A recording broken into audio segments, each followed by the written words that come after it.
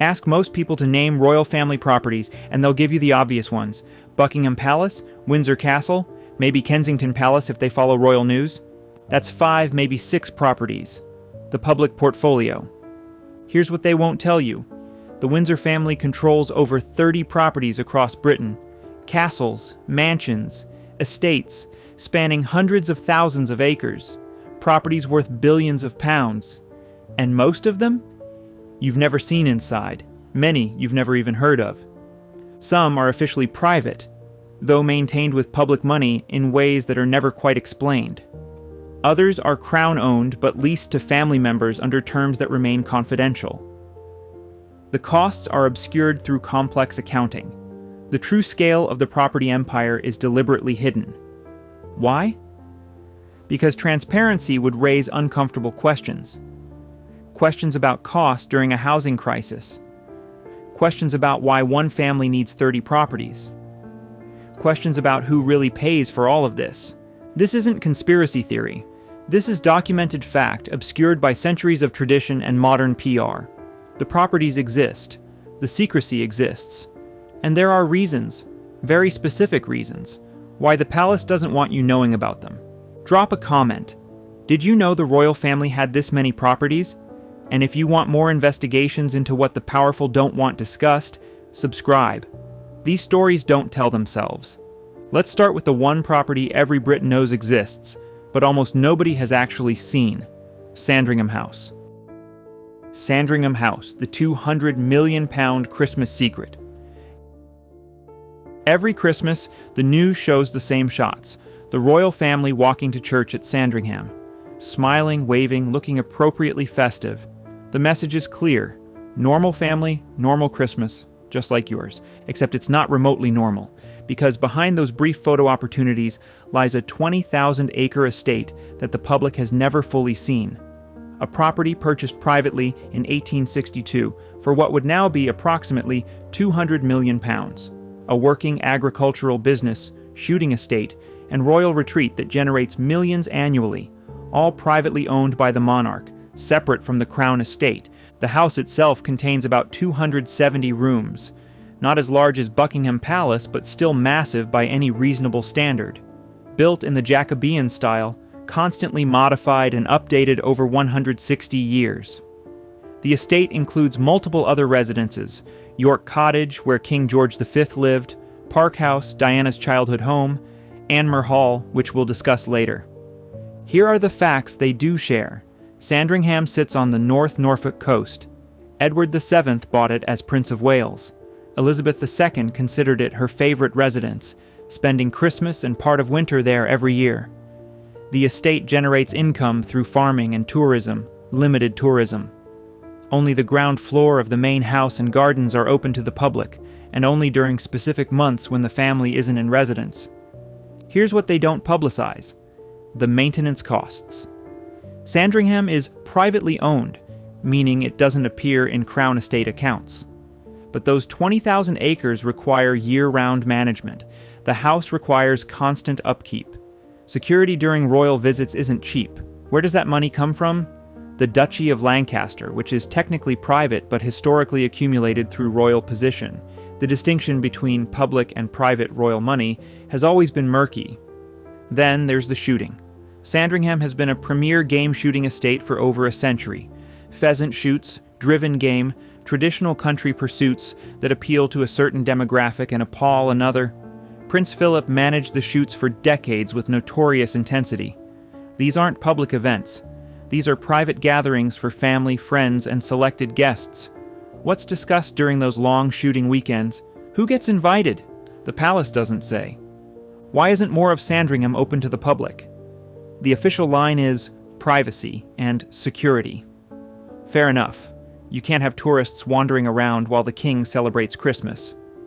But why limit access year-round? Other privately owned historic estates open more extensively.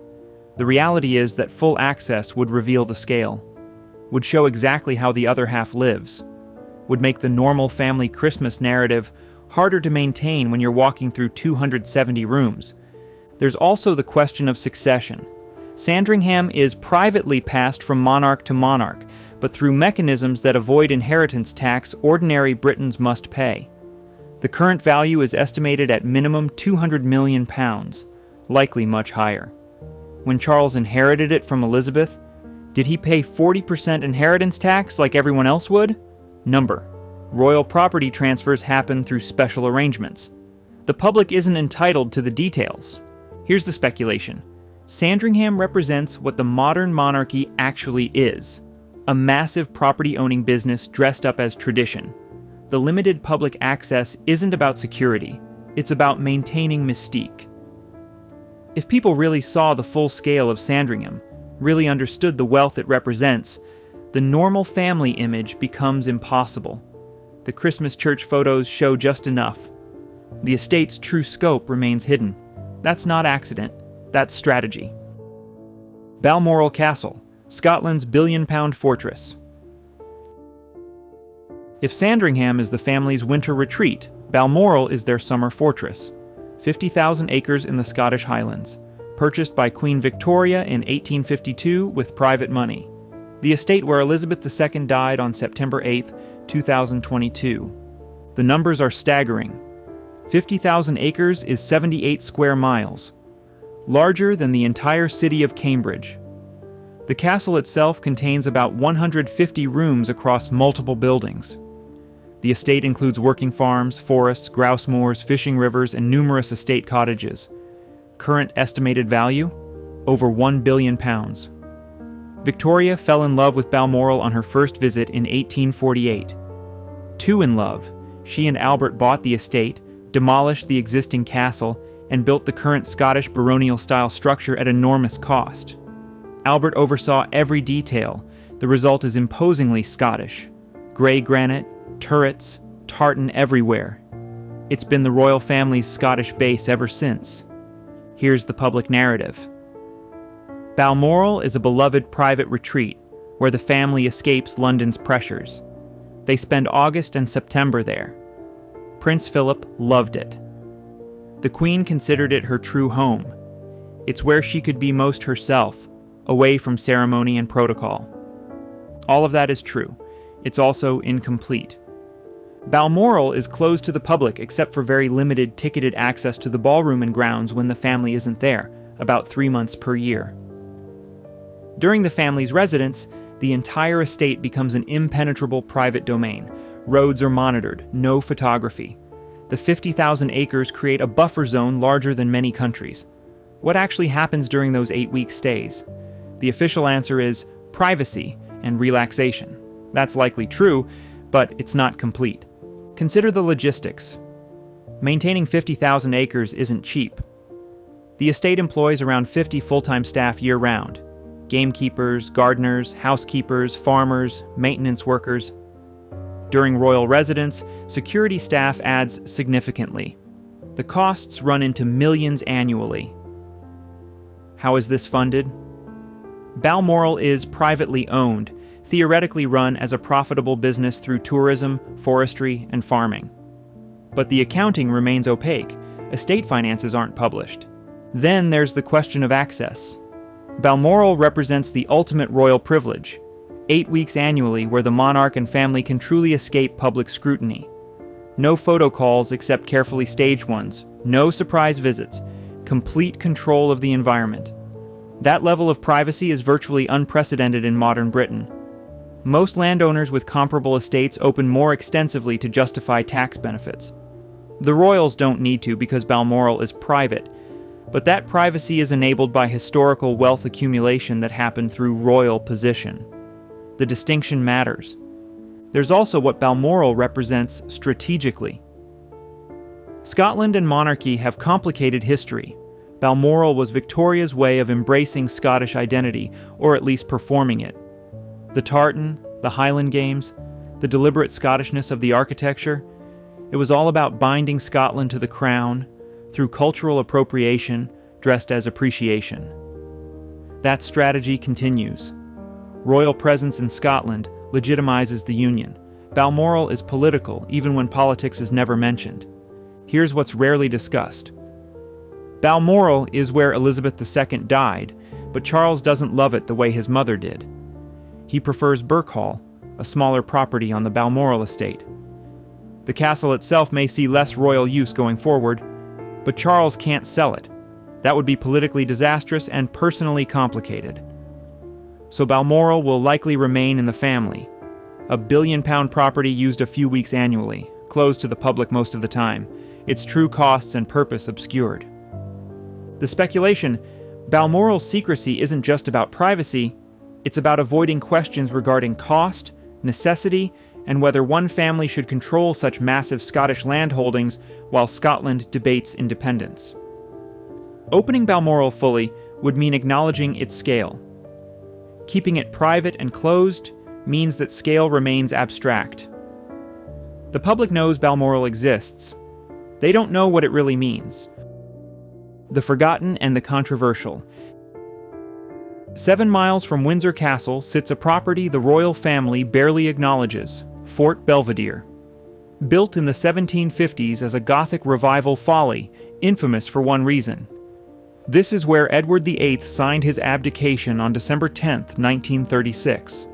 The building itself is modest, about 20 rooms, triangular tower, crenellated walls.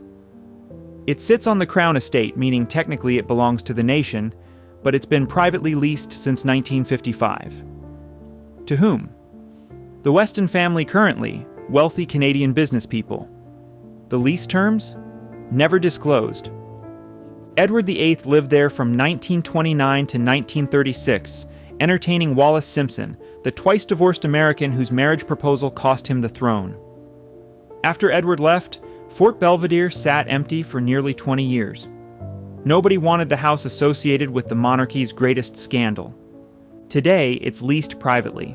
The Westons pay rent, presumably, but how much? What are the conditions? The Crown Estate doesn't publish individual property details. It exists in odd limbo. Public property, private use, zero transparency. Fort Belvedere was briefly considered for William and Kate. Perfect location, secluded, on Crown Estate land. They chose Adelaide Cottage instead. Why? The historical baggage. Living where Edward abdicated would invite constant questions about duty and sacrifice. Easier to avoid it entirely. But if Fort Belvedere represents what the monarchy wants to forget, there's another property they wish they could erase completely. Frogmore Cottage. Built in 1901 on the Windsor estate, Frogmore became internationally controversial when Harry and Meghan moved in. In 2019, it underwent £2.4 million in renovations, taxpayer money through the sovereign grant. The work was necessary. The building had been divided into 5 staff apartments and needed reconversion. New wiring, plumbing, heating, structural work. Harry and Meghan moved in April 2019. 10 months later, they announced they were stepping back from royal duties. By March 2020, they'd moved to California.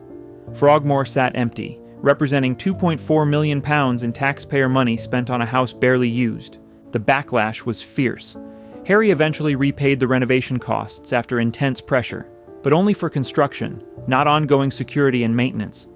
Frogmore became a symbol of perceived royal entitlement. After they left, Princess Eugenie moved in briefly, then out. Harry and Meghan retained it as a UK base while living in California, paying rent supposedly, barely using it. Then, in 2023, Charles asked them to vacate entirely. They left. The property has been re-let, but to whom? The palace won't say. Why the secrecy? Frogmore is Crown Estate property, technically public, but the allocation terms aren't disclosed. When Harry repaid renovation costs, did that cover everything? What about furnishing, security upgrades, ongoing maintenance? The accounting was never transparent. The current state is deliberately obscured. It's been re-let, we're told, but press access is denied. No photos exist. The renovation that cost £2.4 million remains a mystery. These two properties, Fort Belvedere and Frogmore, represent different failures. One reminds the family of their greatest constitutional crisis.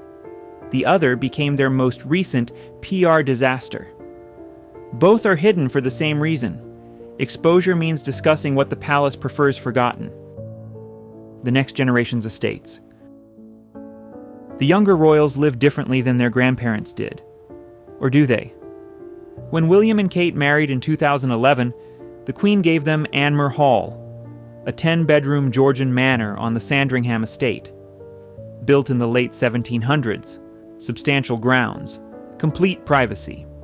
The couple spent between £1.5 million and £3 million renovating, funded through the Duchy of Cornwall.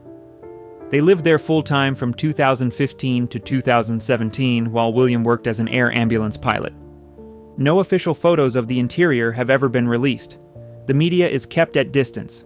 Even basic renovation details remain undisclosed. For the future King and Queen's country home, the secrecy is remarkable. The official line, protecting the children's privacy. George, Charlotte, and Louis can be kids without photographers. Fair enough. Most support that. But Anmer Hall represents more than child protection. 10 bedrooms for 5 people. Full-time staff even when the family isn't there. This has landed gentry life, traditional aristocratic privilege. The renovation costs were private, Duchy of Cornwall income. But the duchy is historically accumulated wealth through royal position. The distinction between public and private royal money becomes meaningless when the private money exists because of public office. Security adds another layer. Armed police, surveillance systems, controlled access when the future king visits. Who pays? Security costs for senior royals are never disclosed for security reasons. Convenient means we can never audit whether expenses are justified. Compare this to Charles's approach at Highgrove House in Gloucestershire. He bought it in 1980 through the Duchy of Cornwall for £750,000. Today it's worth over £5 million. The gardens are famous, open to public by advance booking during specific months. The house itself, that remains private. Charles designed the gardens as models of organic farming and sustainable landscaping. The wildflower meadow, the cottage garden, the stumpery, internationally recognized. He's genuinely proud and willing to share them in a controlled way. But the house? We've seen glimpses in official photos, no comprehensive tour, no detailed accounting of modifications. The privacy is absolute. When Charles became king, questions arose. Would Highgrove transfer to William as the new Prince of Wales? It remained with Charles through some private arrangement never disclosed. The Duchy of Cornwall exists to fund the Prince of Wales. That's William now. But Charles kept Highgrove, a duchy asset, for personal use. Presumably he's compensating the duchy, but we don't know the terms. The gardens being open is strategic. It lets the palace say Highgrove isn't secret. Look, you can visit, except you can't really. You book months ahead during limited hours for substantial fees. You see what Charles wants shown. You never enter the house. Then there's Burke Hall, 15 miles from Balmoral Castle, a white Georgian manor the Queen Mother bought in the 1930s. When she died in 2002, Charles inherited it. This is where he and Camilla spend Scottish summers now, not the massive Balmoral his mother loved. Maybe 15 to 20 rooms. Several thousand acres of grounds, exact boundaries deliberately vague. Working farms, fishing rivers, grouse moors. There are almost no photographs of Burke Hall. The family releases 1 or 2 carefully staged shots every few years. That's it. No interior tours, no documentary access. For a property that's been royal-owned nearly a century, the information blackout is extraordinary. Burke Hall is where Charles and Camilla honeymooned in 2005. It's theirs in a way no other property is. Not connected to Diana, not freighted with history. The secrecy protects that intimacy. But it raises questions. If the king needs a completely private retreat, doesn't that suggest the other properties aren't actually private? That everywhere else, he's still performing? 3 properties, 3 generations. Same pattern. Extensive holdings, minimal disclosure, private funding that isn't quite private. The locations change. The secrecy remains constant. The minor royals' mansions. Prince Edward, 11th in line to the throne, lives in a mansion with 57 rooms, Bagshot Park in Surrey. Crown Estate property leased to him for £5 million in 1999. £5 million for a 150-year lease. Did Edward write that check? The arrangement was negotiated between the Crown Estate and the Prince. Actual terms? Never published. Bagshot Park sits on 51 acres. Built 1879, rebuilt after fire in 1913. Originally 120 rooms, though many are now offices. Edward runs his production company from there.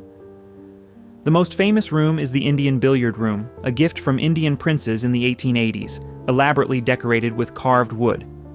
The Crown Estate maintains the structure. Edward covers interior maintenance and utilities. What does that split mean financially? Nobody knows. Lease terms are confidential. Why does a minor royal need 57 rooms? Official answer: he runs his business from home, needs office space. But 57 rooms? The reality is simpler. Edward lives there because he can. Because the Crown Estate has the property. Because he's the king's brother. Because that's what royals do. Where did the £5 million come from?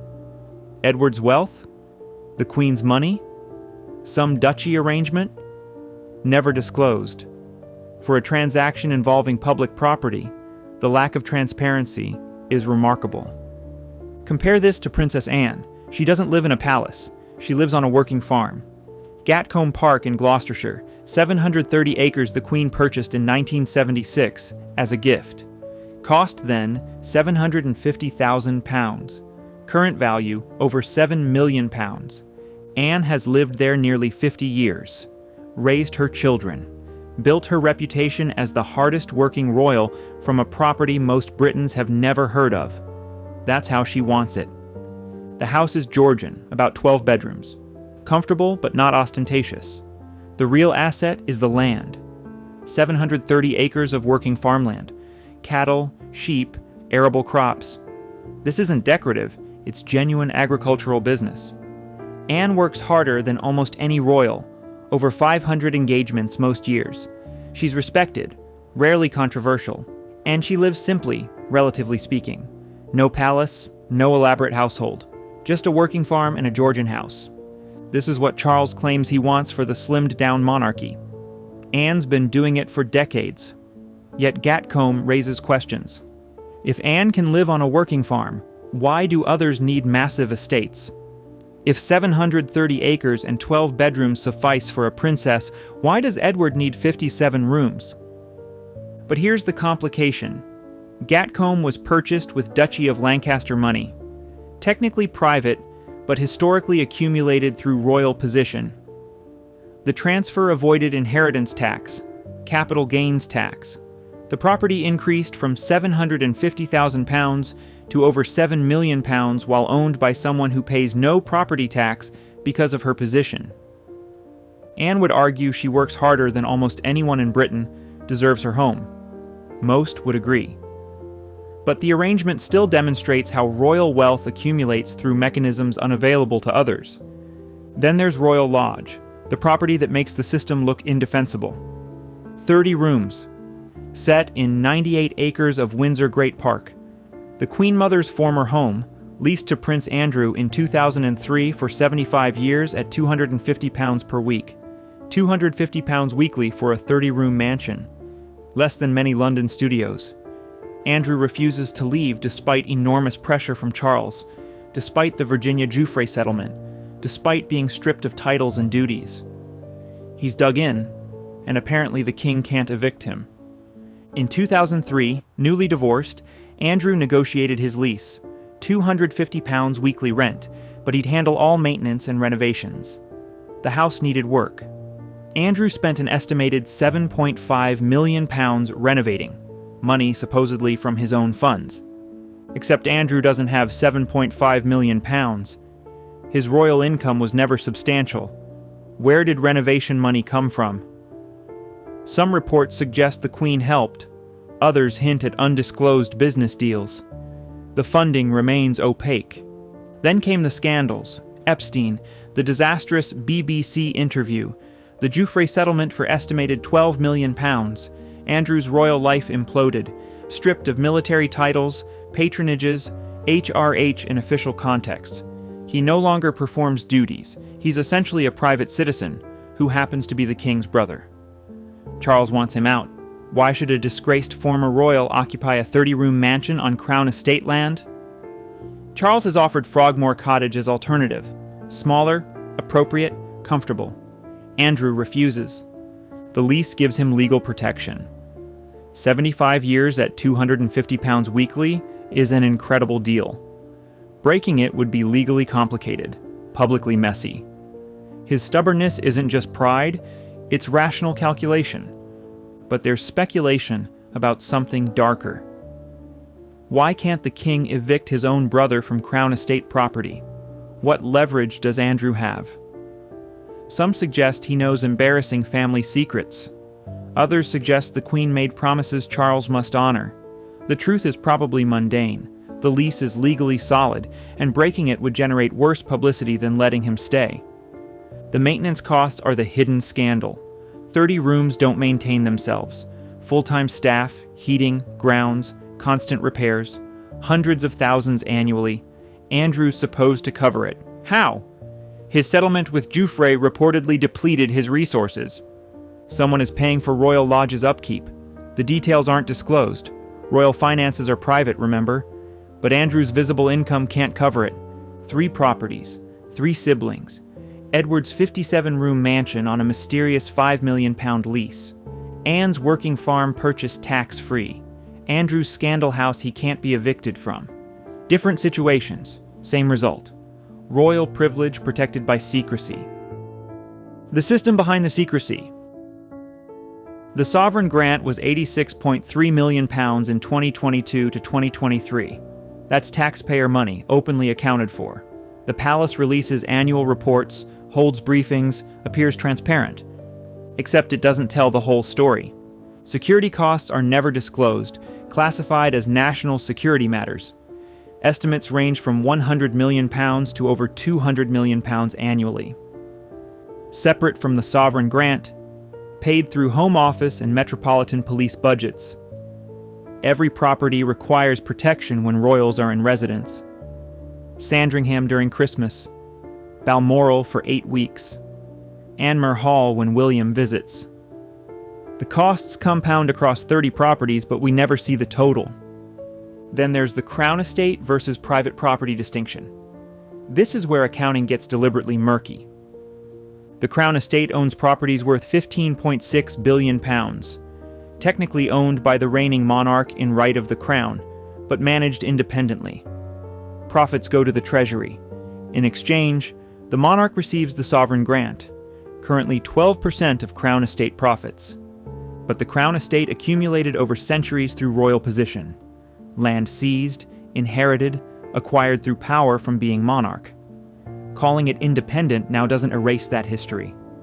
When Crown estate properties are leased to family members, Edward at Bagshot, Andrew at Royal Lodge, terms are negotiated privately.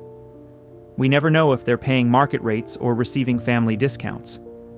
The duchies, Lancaster and Cornwall, are called private estates, but they exist because of hereditary royal position.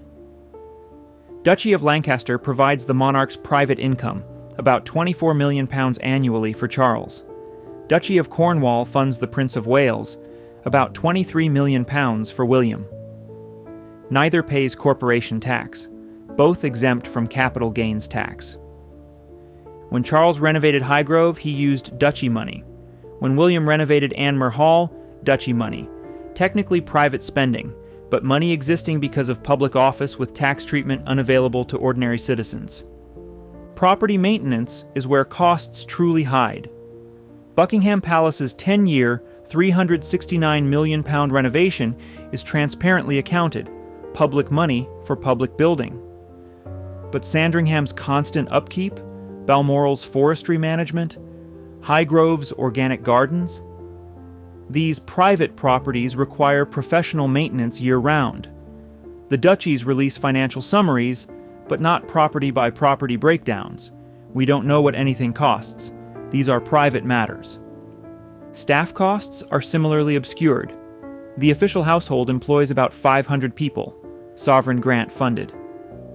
But what about staff at Sandringham, Balmoral, Highgrove, Birkhall, and all the others?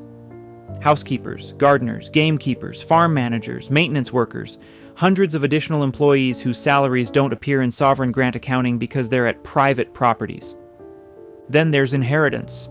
Normal Britons pay 40% inheritance tax on estates over £325,000. Royal property passes tax-free between monarchs under a 1993 agreement. But private properties like Sandringham and Balmoral are included. They passed from Elizabeth to Charles without tax. They'll pass from Charles to William the same way. The wealth compounds across generations, never taxed. Add it together: undisclosed security, duchy incomes with special tax treatment, unmeasured property maintenance, invisible staff costs, tax-free inheritance. The real cost of the monarchy is unknowable. Estimates range from £300 million to over £500 million annually. None can be definitive because the information isn't available. This is intentional. Full transparency would be politically devastating. If Britons understood the scale of royal property holdings and maintenance costs, if they saw how private and public money interweave, if they knew the true annual cost, support for the monarchy would crater. 30-plus properties, billions in value, costs that can't be calculated because information isn't released. One family controlling more residential property than small towns, while Britain faces its worst housing crisis in generations. That's the monarchy's property problem. Not any individual estate, but the system itself. The sheer scale is indefensible in the 21st century. The idea that one family needs, not owns needs, this many residences can't survive serious scrutiny. Even royalists, if walked through all 30 properties, would eventually ask, "Isn't this excessive?" The secrecy prevents that question from forming clearly. Keep each property separate in public mind. Sandringham is Christmas tradition. Balmoral is Scottish retreat. Windsor is working residence. View them individually, each seems justifiable. View them collectively, it's an empire. Charles is one man. He can only be in one place at a time. Yet he has direct access to Buckingham Palace, Windsor Castle, Clarence House, Sandringham, Balmoral, Birkhall, Highgrove. William has Kensington Palace, Anmer Hall, Adelaide Cottage. Anne has Gatcombe Park. Edward has Bagshot Park. Andrew holds Royal Lodge. 13 major properties for 5 people who actually perform royal duties. The others, Beatrice, Eugenie, the cousins, have arrangements we never hear about. Meanwhile, home ownership is increasingly impossible for young Britons. Rent consumes 40 to 50% of income in major cities.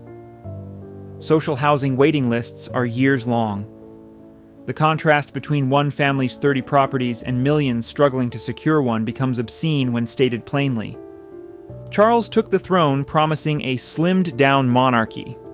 Fewer working royals, reduced costs, modernization. Yet the property empire hasn't shrunk. The secrecy has intensified. Because reducing the portfolio is politically and personally impossible. Sell Sandringham? Unthinkable. Been in the family since 1862. Open Balmoral year-round? Eliminates its purpose. Evict Andrew from Royal Lodge? The king apparently can't. Give up Highgrove? That's Charles's life's work. Each property has defenders, history, justifications that sound reasonable individually. But collectively, they represent a system designed for an era when monarchs ruled rather than reigned, when aristocratic privilege was accepted, when the public had no voice in how royal resources were used.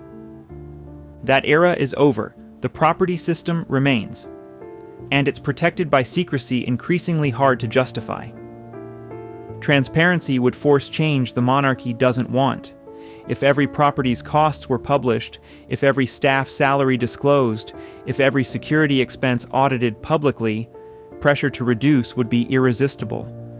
Parliament would face demands to cut funding. The public would demand consolidation. The fiction that the monarchy pays its own way would collapse.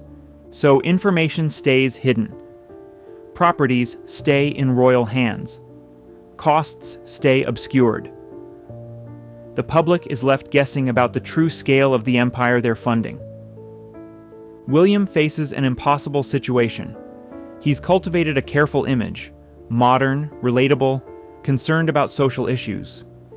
He speaks about homelessness and mental health. He presents himself as the monarchy's future, slimmed down, relevant, connected to ordinary concerns. But he's inherited Anmer Hall, has access to multiple palaces. When he becomes king, he'll inherit Sandringham and Balmoral, adding to substantial holdings. How does he square that with the image he's built? He can't. Not without real change.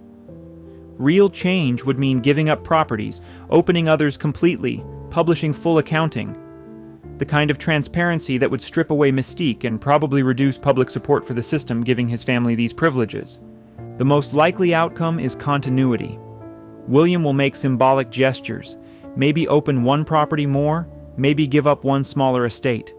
But the core system will remain. The secrecy will continue. The property empire will stay intact because dismantling it would require admitting it shouldn't exist in its current form. The monarchy's property problem may be what ultimately ends the monarchy itself. Not scandal, not unpopular individuals, but the slow realization that the system is fundamentally incompatible with modern Britain's values. You can't have 30 properties for one family while nurses use food banks. You can't maintain billion-pound estates privately while the NHS crumbles from underfunding. You can't demand public deference while hiding the true costs of privilege. The contradiction grows sharper every year. The palace hopes that by keeping the property empire hidden, by never letting the public see the full scale, they can maintain the current arrangement indefinitely. That worked in Elizabeth's era. She had personal authority to override questions. Charles doesn't have that authority. William won't either. Eventually, someone, probably a future government facing fiscal crisis, will demand full accounting. We'll publish the complete property list, the total costs, the funding mechanisms. When the British public sees it laid out clearly, the conversation will shift from, "Do we support the monarchy?" to, "Why do we support this?" The properties the Windsors don't want you to know about aren't hidden because they're scandalous individually. They're hidden because, collectively, they reveal a system of hereditary privilege that can't survive honest examination. That's why secrecy. That's the real property problem. And that's why the empire stays hidden. Because exposure would force questions the monarchy cannot answer without admitting it's a relic that Britain can no longer afford.